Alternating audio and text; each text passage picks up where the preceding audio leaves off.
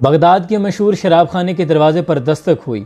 نشے میں دھت شراب خانے کے مالک نے ننگے پاؤں لڑکھڑاتے ہوئے دروازہ کھولا تو سامنے سادہ لباس پہنے ایک پروکار شخص کھڑا تھا۔ شراب خانے کے مالک نے اکتائے ہوئے لہجے میں کہا، معاف کیجئے، شراب خانہ بند ہو چکا ہے، سب ملازم جا چکے ہیں، آپ کل آئیے گا۔ اس سے پہلے کہ شراب خانے کا مالک پلٹتا، اس پروکار شخص نے مالک کے کندھے پر ہاتھ رکھا اور کہا، مجھے بشر بن حارث سے ملنا ہے، اس کے لیے ایک اہم پیغام ہے۔ اس پر شراب خانے کے مالک نے چونک کر کہا، کہیے میں ہی بشر بن حارث ہوں۔ تو اس اجنبی شخص نے اس لڑکھڑاتے ہوئے شخص کو سر سے پاؤں تک دیکھا اور پھر کہنے لگا، کیا آپ ہی بشر بن حارث ہیں؟ اکتائے ہوئے لہجے میں شراب خانے کے مالک نے کہا، میں ہی بشر بن حارث ہوں، کہیں آپ کو کوئی شک ہے؟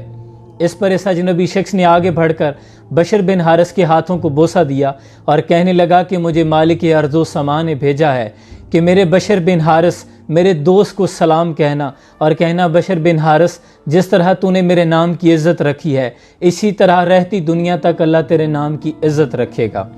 بشر بن حارث کے جسم میں جیسے بجلی کی لہر دوڑ گئی ہو، پھر اس کی آنکھوں میں وہ منظر گھوم آیا جس دن وہ نشے میں دھت چلا جا رہا تھا کہ رستے میں کوڑے کے ڈھیر پر گندگی پر اس کی نظر پڑی، ایک کاغذ کا ٹکڑا پڑا دیکھا جس پر لفظ اسم اللہ لکھا تھا۔ بشر بن حارث آگے بڑھے، اس کاغذ کو اٹھایا، چوما اور صاف کر کے ایک پاک صاف جگہ پر رکھ دیا اور کہنے لگا کہ اے مالک عرش عظیم، یہ مقام تو بشر کا ہے، تیرا مقام تو بادشاہی ہے، تو سارے جہان کا مالک ہے۔ یہی وہ ادا تھی جو بشر بن حارث کو بشر حافی بنا گئی۔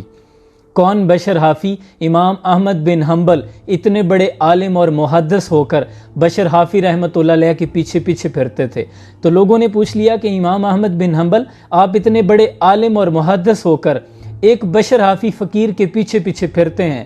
تو اس پر امام احمد بن حنبل نے کہا کہ لوگوں سنو، امام احمد بن حنبل جس رب کو مانتا ہے، بشر حافی اس رب کو جانتا ہے۔ سبحان اللہ۔